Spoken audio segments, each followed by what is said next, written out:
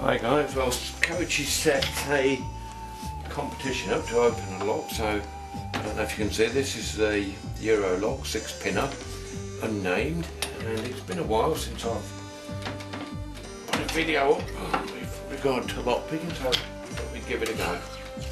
Here's my trusty old wrench and of course a small diamond. So here we go, hope you can see the lock. I think there's a time limit on this, so I may fail because I've not picked a lock for a long time, and there is a neck to it.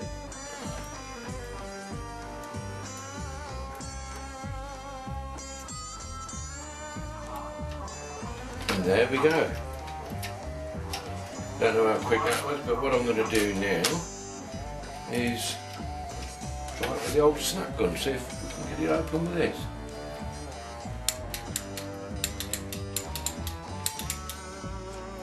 There you go. Thank you very much.